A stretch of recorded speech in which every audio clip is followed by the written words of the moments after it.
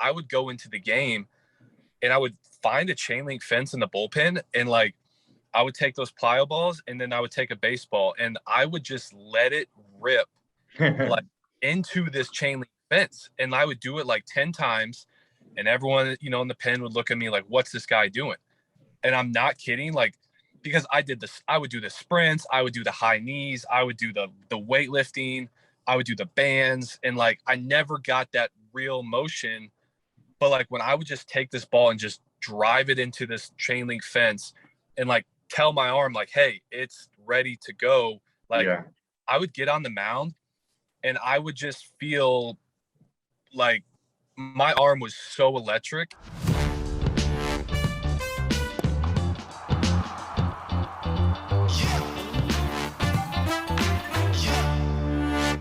Hey, this is More Than Velocity. I'm Bart Pear here with Ryan Croton and Jordan Oseguera. And today we have Ty Buttrey with us. Very excited to talk to Ty. He actually started his career straight out of high school, drafted by the Red Sox, and then ended up with a MLB debut with the Angels. Was there with a couple of years and then retired. And it's got a definite interesting take on a few things. And we love to talk to people who've got an interesting take. Both Jordan and Ryan know Ty very well. So I'm going to kick it over to Ryan to get started.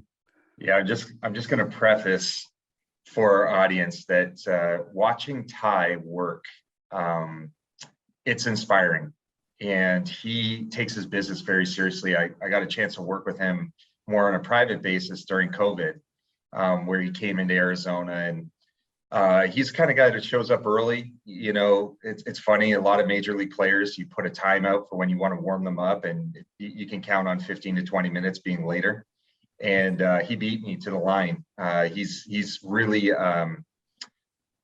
he's dedicated, I would say, as an athlete, and he is particular. He researches. He's worked with a lot of great strength coaches to find the right balance of what he needs to do to become the best that he possibly can be. And unfortunately, we can't video our players when they're training and doing those things and showing it to kids. But I know I can tell them for a fact for all these coaches is that you'll see some major leaguers that you feel inside that when they get to that level, they work harder than they ever had as an amateur.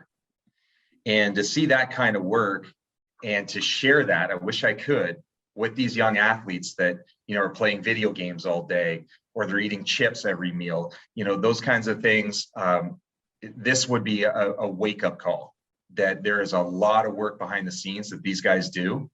And he's one of them. And before I keep rambling on, Ty, I want to, go through, your process, your changes that, you went through this whole entire career. What kind of changes have you made in your process, the things that you had learned and the things that you had evolved? I'd love to know. I'd love our listeners to know from what you've done.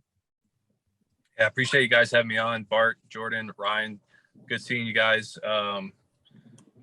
So basically, as Croton said, I've always been, I would consider myself a very hard worker. It's crazy. I consider myself naturally a lazy person. And I've always had this constant battle with myself that like I don't want to be the person that's just sitting on the couch. But as much as I love sitting on the couch, it's like, how do I become the best? I don't become the best by sitting on the couch. I guess my brain has always worked, and sometimes it's very beneficial and other times it's kind of a detriment to me, and especially with my mechanics, learning how to kind of control that. But basically, like, if there's an issue, if there's a solution, it's a very simple process. Like, I never was really routine based, just kind of growing up. And that's basically, if anyone sees my Instagram, I'm on like day 234, where I'm just basically doing the same similar actions every single day, taking a healthy shot of this wood root tonic, drinking my mixed greens, jumping in a freezing cold tub, doing some type of cardio, doing a red light, and then doing a mindfulness like meditation. And like, this time away from baseball, I've been able to kind of really gather myself and understand, how routines can be affected, how to have balance with your working, your workouts. Because I was a guy that would just train, 7 days a week. I would think about it 24/7, and it helped me so much. I was in great shape. but you can still work extremely hard and still have a balance. And as Croton said, like it doesn't take, it's very little effort to show up to the field on time, to, you know, respect the coaches that are giving you this, you know, training you. It's like, listen, man, you're out here training me to try to get me to be the best. I'm wasting our time if I'm not trying to be the best. And so, like, to answer your question, explaining my process has always been very,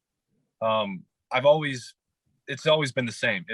I ask questions when I don't understand, even if I sound stupid, even if I get made fun of.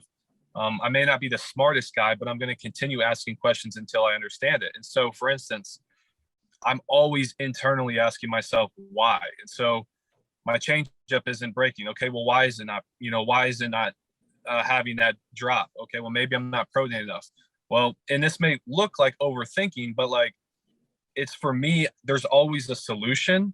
And like I said, it's a detriment and it's also extremely beneficial. Okay, so my knee's hurting. Well, why is my knee hurting? Well, maybe it's because my glutes aren't turned on. Well, why are my glutes turned on? Well, maybe because my hip flexors are out. And so, like, I've always, like, people look at that and they're like, whoa, that's too much. But like, that's also how I've gotten myself to such a high level. Like, I have a bad game. Okay, what went wrong? Go back, look at film, understand, well, was I leaking? Was I flying open? Make the correction, write the correction down, say the correction out loud. Like, I was just always trying to solve whatever issue it was. And as Jordan knows, probably, sometimes I tried to solve the issue a little bit too much. Like, sometimes I would overthink that process a little bit when there wasn't really an issue. So that drive and that ability to ask myself why and always trying to figure out what I need to do to solve it got me into the big leagues, made me excel. But also learning that balance of, okay, you need to change here, you need to chill here. And that's where I'm kind of going through right now. But I know that's kind of maybe a little philosophical, but like, that was my process. And I think you see that with a lot of players. I mean, a lot of the greats, guys, they're not happy when they fail. So if you don't like the result, do something about it. Don't just sit there and continue doing the same thing over and over again. You'll get the same result. Yeah. Just to touch base on that, you said some awesome things that kind of trigger a couple conversations that we've had in our head. And, to go back, I have the honor of saying I was actually Ty's first pitching coach he had in the Angels org, because it was when I was splitting time between the AZL as well as a pitching analyst / assistant to the assistant regional core, whatever the heck the title was. I don't even remember. I had like 30 titles, but we had Ty on his rehab as soon as we got him from the Red Sox. And he was awesome in dealing with it. He comes over and he goes, this is what the Red Sox told me my plan was. This is what the front office of the Angels told me my plan should be. Like, how can we best implement that in a rookie ball setting? And he knows dead forward, like, I'm going to try to do this, and guys are going to be swinging at things that go to the backstop. So he comes out of the game. He's very analytical in a positive manner. And I know you said the word maybe I overthought some stuff. I thought you thought dead on with everything, because if you saw the data, you saw the information, you would go, oh yeah, I can calm down on what it is I'm seeing. Yeah. And then, that's kind of how our first introduction went there. And then I came up at the end of the year to finish out the year against Oakland. I remember that. And I was able to kind of sit down, go over some mechanical stuff with you and really put that into play. And, you came back and had a fantastic season, throwing the hardest you've ever thrown. And you took that information that you said, oh, maybe I'm overanalyzing. No, you're dead on, because you're not overthinking it. You're not underthinking it. Yeah. Because those are two dangerous things. You're taking the information, you're putting up the bumpers on the bowling alley, and you're always hitting pins. It may not always be a strike, but you're scoring when it comes down to it. And to give an example of that, I remember you threw against Houston, and it was in Houston, and we were waiting to get the information back. And you go, I know pitch number 7 against Correa was my best fastball. I tried this with my grip. Can you confirm this? And I went back, looked at it, best velo, and it was your best induced vertical break. Yep. Perfect. That's my new grip. And you kept hammering that out, hammering it out. And you knew, based on the proof, I'm not overthinking this. But you're also not just going like, hey, that felt good. Feel must be real.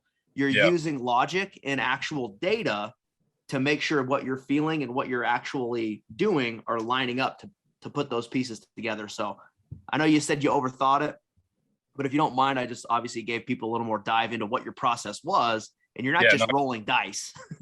No, trying to have an awareness, trying to understand how to get myself to be the best version of myself I can be. I mean, that's what, if your goal in life is to be average, that's fine. But like, I personally want to be the best at what I can be in any sport. So that takes an awareness. It takes an emotional intelligence to understand where you're at and what you're feeling. And you got to be able to act on that. Mm-hmm. Yeah. One of the things I really love. So when I listen to major league players versus minor league players, it's so interesting to me because the major league player is in the moment for a lot of the time. So for instance, when Ty is able to communicate about a pitch that he made and knows the exact pitch in a sequence, you know, that's a higher level awareness in sport. You know, a lot of times athletes aren't there. They're not playing pitch to pitch, and they're not, you know, they don't have that recall ability. I know myself as a hitter, I could remember certain at bats. I could remember the sequences. You know, that was something that I really took pride in being in the moment. You know, what's going on right now? You know, what is happening right now, and not thinking 50 years into the future, you know, about where the fielders are playing or, you know, any of those things. I was just, it was focus.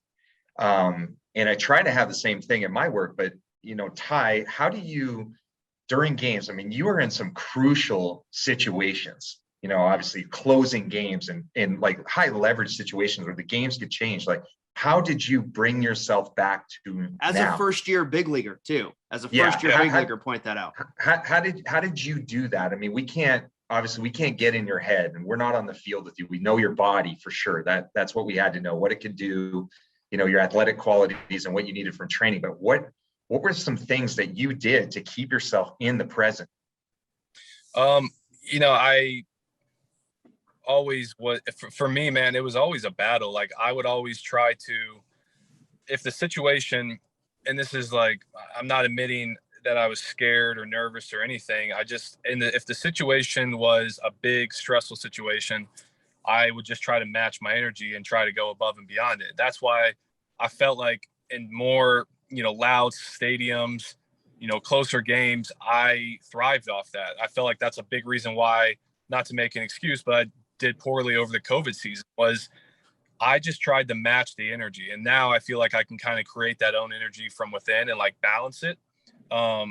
So, you know, these big situations, I just would try to step up to the challenge, and stepping up to the challenge, you know, you're pumping yourself up, you're getting yourself throwing hard. Like, I would always try to, in the bullpen, you know, let the ball go. Like, I'm in there thinking about Correa's up the bat, you know, putting myself, that first pitch, what am I doing? And so like, I'm going through these pitches in my head, and then I would get a fast jog out into the mound. Like, I'm not just sitting there, you know, walking there. Like, I'm getting myself ready to go to battle. I looked at it as going to battle. And for me, it's that fight or flight mode. And so, that was how I did it. It was I'm not going to lie. Like, it was a stressful way I competed. It didn't allow me to be as consistent, I think, as I wanted to. And that's where I've kind of learned that, you know, my time away from ball, I feel like I've been able to kind of harness that a little bit better. So when I come back, if I come back, I'll definitely be able to, you know, be more just emotionally, as, you know, I appreciate you saying that, Chrome, but I felt like I could definitely be in the moment way more and not have to like psych myself up, not have to drink a Red Bull. You know, you see a lot of guys, you know, in the big leagues, you know, they have their routines, they do their things, but like, I want to be to a point, you know, even if it's the last year of my career, I want to be to the point where I'm so just in the moment that I just flip the switch on and I flip it off. And I think that's what like the really, really exceptional athletes do. They can flip the switch on and they can flip it off, good or bad, in a second. And me, you know, when I would have a good game, my highs were really high. When I have a bad game, my lows were really low. Because I was always trying to match, you know, however it was. And so that's something that I appreciate you saying that, but I think you know, there's a lot of room for improvement in that aspect for me.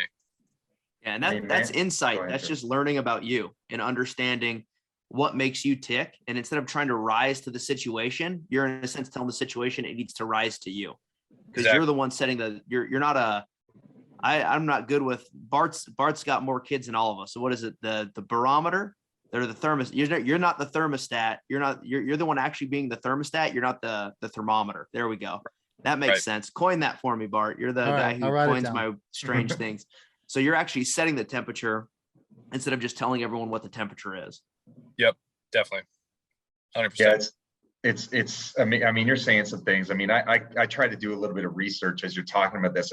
How can you amp up the body naturally without caffeine? Because there are some effects of being over caffeinated. People don't know that if you get to a certain milligram dosage per kilogram that's too high, it actually starts to affect some of your muscle coordination. There is an optimal level, the timing which you use caffeine. But one of the things that I've kind of been thinking about is apple cider vinegar shots. I know this sounds crazy, but the body responds in a sympathetic way. Our gas system, we have our flight and fight system. And with something like that, if you take, and I'm not endorsing alcohol, but if you take a shot, and it's a harsh shot, you feel it. There's something about your body that gets, there's a response there. And using apple cider vinegar, I was thinking that could possibly be another way, a shooter, to get yourself kind of amped up. Because what I worry about with relievers, I worry more about relievers for health reasons than I do starters, because your process asks of you to go from 0 to 60 in no time. I mean, I had the fortunate opportunity to sit in the bullpen sometimes and just kind of observe, see how guys warmed up. How long did they sit? Some guys would sit for like 2.5 hours, and all of a sudden the phone rings and their heart's jumping out of their chest, because it's like, when am I ready to go? And sometimes, like, when you're a mix of other relievers, it gets confusing, because now you got a whole bunch of guys that are kind of driven and amped up. But the body has to get to a high level early so we don't shock it.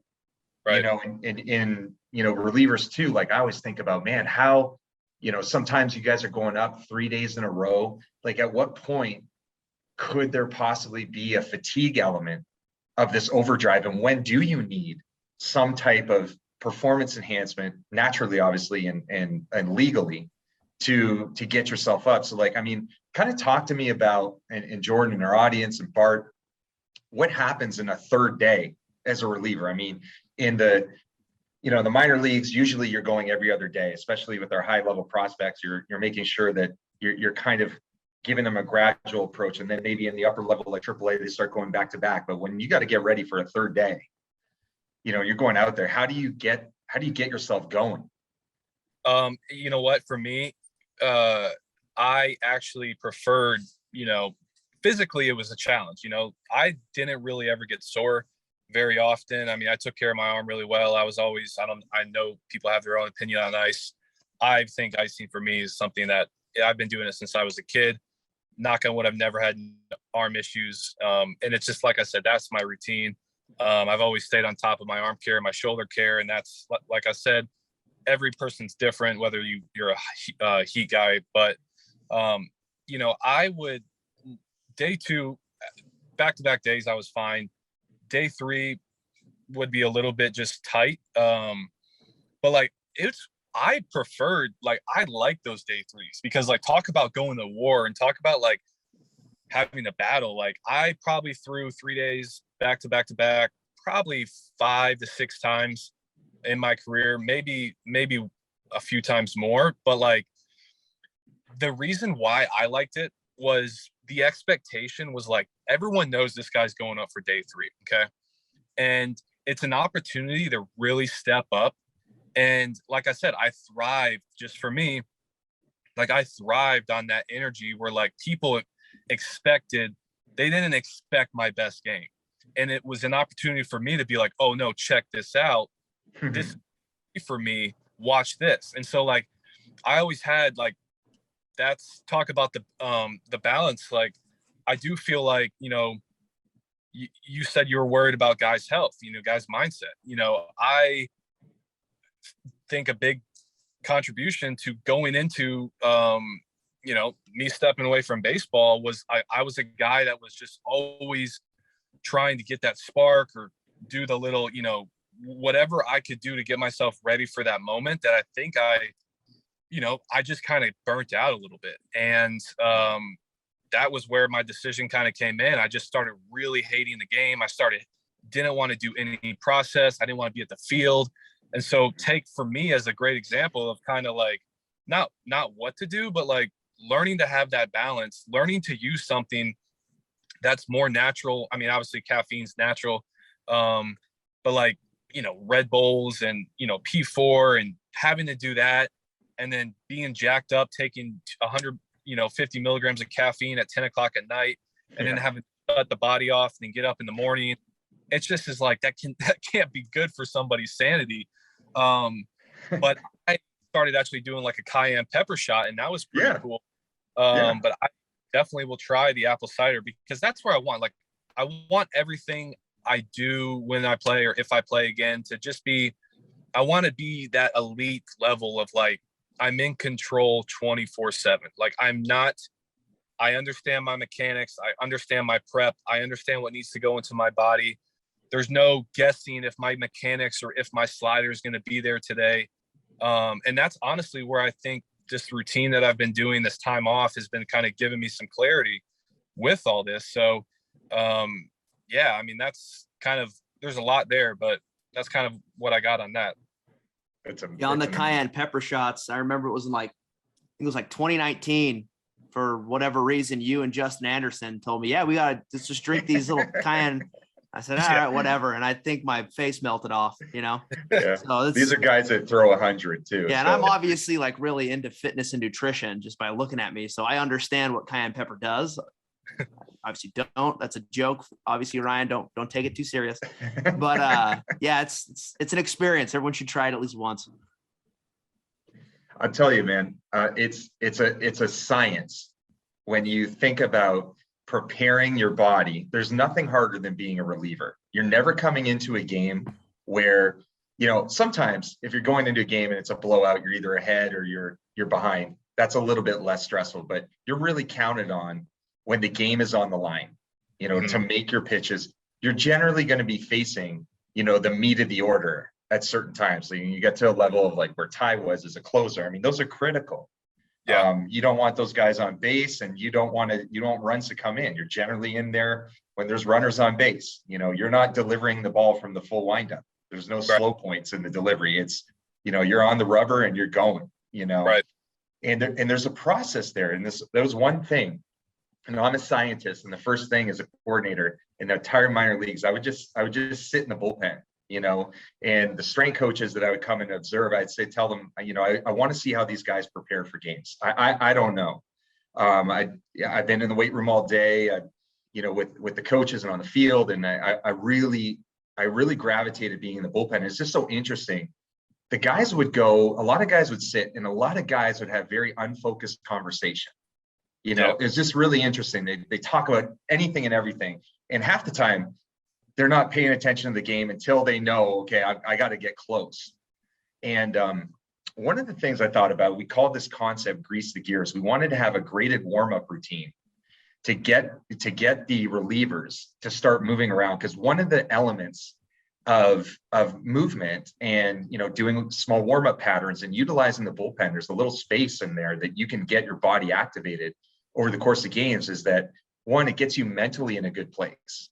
When we exercise, there's a lot of endorphins that happen when we're training. And the other thing is the warm-up pattern. If you're doing a graded warm-up and there's some skip patterns, you're using bands, you're using different things that are loaded, there is this release of endorphins, this hormone that makes you happy, and the body starts feeling a little bit calmer. And what I want to do is try to give the athlete a little bit of an opportunity to, one, get their body prepared, but to bridge the gap when they got to go to that 0 to 100 miles an hour in a second. They're getting on the mound, they're throwing 8 to 10 pitches, and you're in the game, and there has to be a way that we prepare them, because the whole shock of it, the science of managing a bullpen, like sometimes guys get up and they don't go in the game.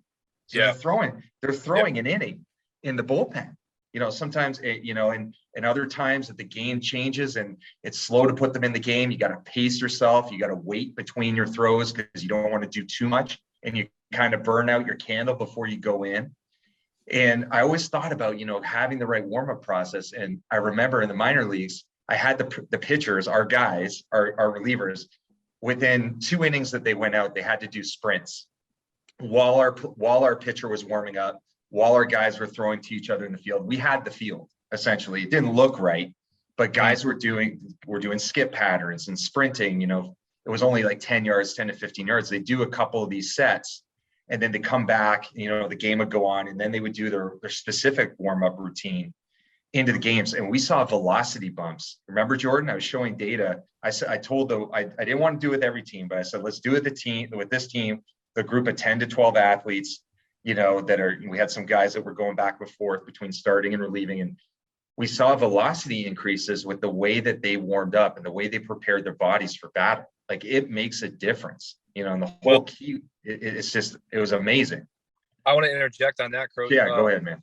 So I actually, for me, and this is getting to what you were saying, in AA threw the hardest I did.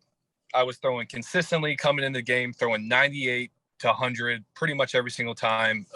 In my second year, when I came back from my first full year as a reliever, and I was actually working with Keith Folk, and I did like a very unorthodox kind of like not practical thing, but I enjoyed it a lot. So or not practical in the sense of like in the big leagues, it could be looked at as like, eyewash or frowned upon or like, what are you doing type of deal. But like, I was trying to get my velo up, and I was always the guy that when I play catch, like I play with a purpose. Like I let it go.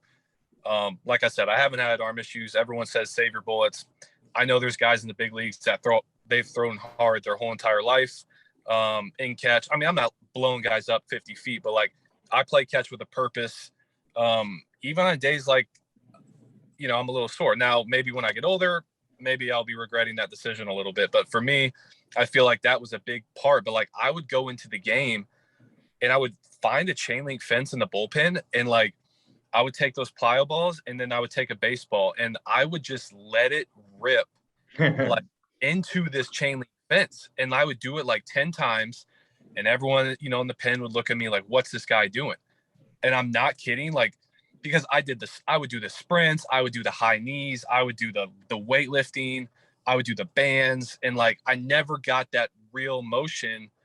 But like when I would just take this ball and just drive it into this chain link fence and like tell my arm like, hey, it's ready to go. Like I would get on the mound and I would just feel like my arm was so electric. And I like, that was just I know that's maybe not what you're saying, but like if everyone's different, like Joe Kelly, guys have different, fast switch muscle fibers. Maybe I take a little bit longer to get that going.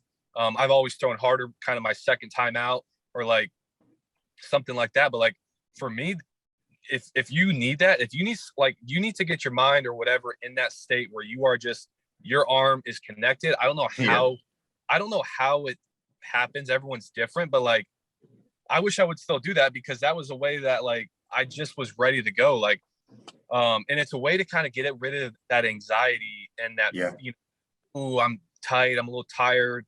That's why I think if you're in the bullpen, like you should be, obviously if you're an older guy, you have your own routine, but like, if you're trying to like get yourself going, man, like let that ball eat in the bullpen. Let it eat. Yeah.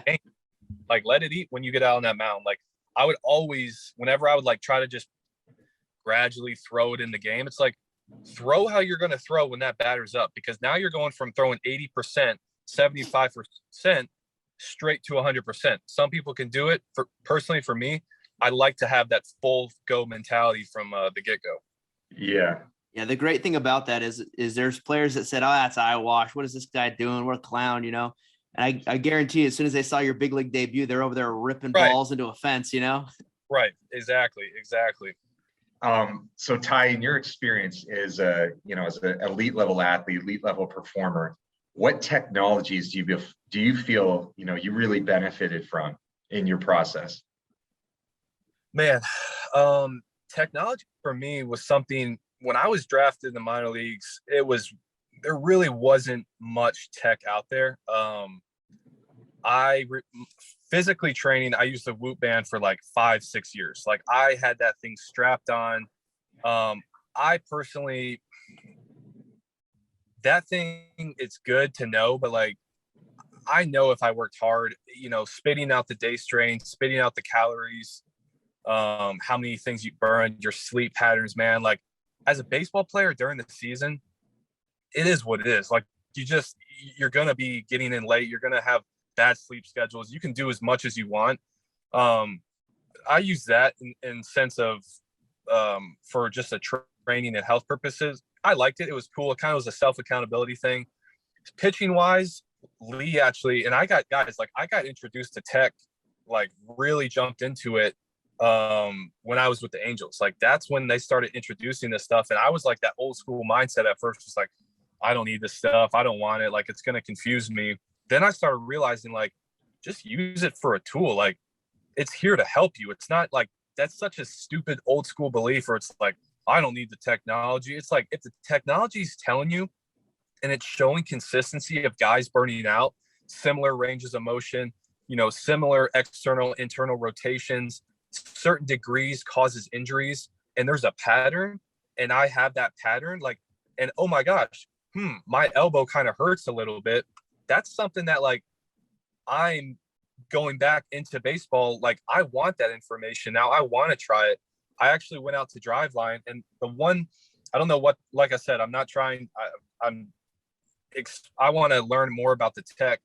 I didn't really get into it since I left, but I went out to Driveline over the 2020 off season, and I really, really like the biomechanic thing where they put the beads all over you, and they basically show you your skeleton, and they say, hey, like this is how your body moves. Like the reason you're not getting, you're like, I found out I don't have the fastest arm.